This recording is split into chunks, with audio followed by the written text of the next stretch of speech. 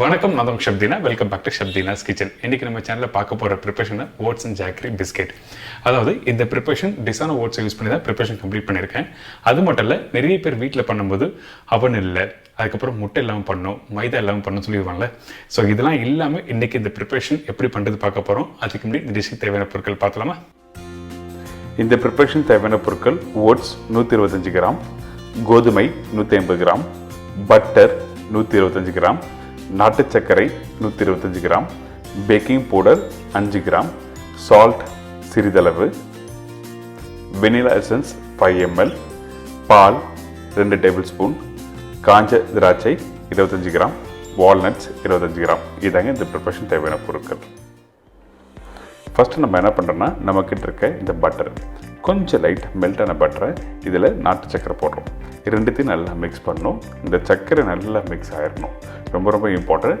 நீங்கள் நார்மலாக வீட்டில் விஸ்கில் பீட் பண்ணால் பண்ண முடியாது. அதனால தான் இந்த மாதிரி வுட்டன் ஸ்பேட்சலாக எடுத்து நல்லா மிக்ஸ் பண்ணலாம் சொல்கிறேன். இந்த சுகரும் இந்த நாட்டு சர்க்கரை நல்லா மிக்ஸ் பண்ணி முடித்த பிறகு அடுத்த ஸ்டேஜ் நம்ம போகலாம். பாருங்கள், இப்போ நல்லா ரெடி ஆகிடுச்சா? இந்த மாதிரி நல்லா மிக்ஸ் பண்ணிடணும். சர்க்கரை மிக்ஸ் பண்ணாமல் வெனிலா எசன்ஸ் ஆட் பண்ணக்கூடாது, சரிங்களா? வெனிலா எசன்ஸ் எதுக்காக ஆட் பண்ணலாம்? அந்த வாசனைக்காக மட்டும்தான் ஆட் பண்ணுறோம்.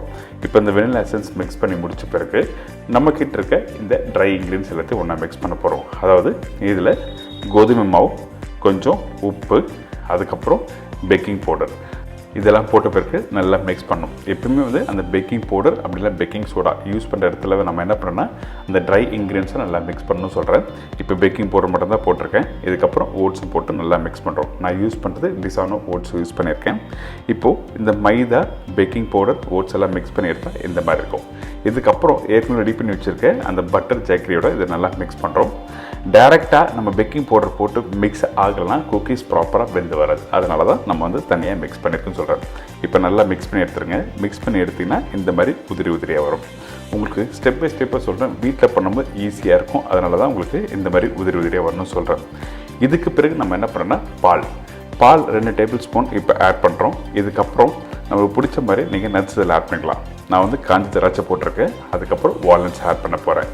நீங்கள் வால்நட்ஸ் என்னோட வீட்டில் இல்லை, அந்த டைமில் முந்திரி பருப்பு யூஸ் பண்ணலாமாங்கன்னா கண்டிப்பாக யூஸ் பண்ணலாம். அப்படின்னா மெலன் சீட்ஸ், இந்த மாதிரி பல வகையான சீட்ஸ் உங்களுக்கு பிடிச்ச மாதிரி ஆட் பண்ணலாம். அது மட்டும் இல்லை, வேர்க்கடலையும் நீங்கள் போட்டுக்கலாம். இப்போது ரெடி ஆகிடுச்சு. இப்போ நம்ம என்ன பண்ண போகிறோம்னா, ஜஸ்ட் கையில் ஒரு சின்ன சின்ன பீஸ் எடுத்துக்கங்க.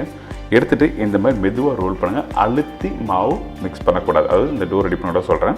இதுக்கப்புறம் உள்ளங்கையில் வச்சு ஜஸ்ட் லைட்டாக ப்ரெஸ் பண்ணிவிட்டு அதுக்கப்புறம் இந்த மாதிரி ரஃப்பாக நீங்கள் ரோல் பண்ணிடணும்.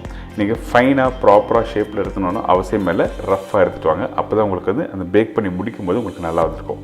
இதுக்கப்புறம் இந்த தட்டில் பட்டர், கொஞ்சம் ஃப்ளார் போட்டிருக்கேன். எதுக்காகனா ஒட்டாமல் வரும் குக் பண்ணுற டைமில். இப்போ ரெடியான இந்த பீஸை அப்படியே டேரெக்டாக ஒன் பை ஒன்னாக ப்ளேஸ் பண்ணுறேன்.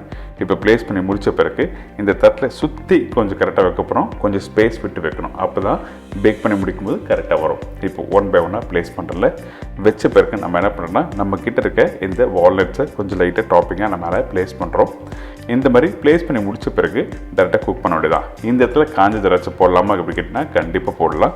அப்படி இல்லை, உங்களுக்கு பிடிச்ச மாதிரி கொஞ்சம் நாட்டு சர்க்கரை, ப்ரௌன் சுகர் போடலாம். இப்போது ப்ரீஹீட் பண்ணி வச்சுருக்க இந்த கடாய், கீழே சால்ட் போட்டிருக்கேன். அதுக்கப்புறம் ஒரு தட்டு, அதுக்கப்புறம் ரெடி பண்ணி வச்சுருக்கேன் இந்த பிஸ்கட் ட்ரைவை டேரெக்டாக ப்ளேஸ் பண்ணுறோம். இப்போது இந்த பிஸ்கட்ஸ் குக் பண்ணுற டைமிங் என்ன கேட்டால் கரெக்டாக 35லேருந்து 45 நிமிஷம் டைமிங் எடுக்கும். குக் பண்ணுறதுக்கு மீடியமான ஃப்ளேம் வச்சு குக் பண்ணணும், ரொம்ப இம்பார்ட்டன்ட். அதுக்கப்புறம் எடுத்திங்கன்னா இந்த அருமையான ஓட்ஸ் ஜாக்கரி பிஸ்கட்ஸ் ரெடி. இப்போ ரெடி ஆகிடுச்சு பார்த்தீங்களா? இப்போ சூப்பரான அந்த கோல்டன் ப்ரௌன் கலரில் சூப்பராக வந்திருக்கு. இப்போ நீங்கள் கையில் எடுக்கும்போது கொஞ்சம் சாஃப்டாக இருக்கும். சூடு ஆறின பிறகு எடுத்திங்கன்னா நல்லா கிறிஸ்பியாக இருக்கும். என்ஜாய் பண்ணுங்கள். என்னங்க, ஓட்ஸ் அண்ட் ஜாக்கரி பிஸ்கெட்ஸ் எப்படி பண்ணுறது எல்லாருக்கும் ஈஸியாக தெரிஞ்சிருக்கும். ரொம்ப ஒரு ஈஸியான ஸ்டைலில் உங்களுக்கு சொல்லிக் கொடுத்துருக்கேன்.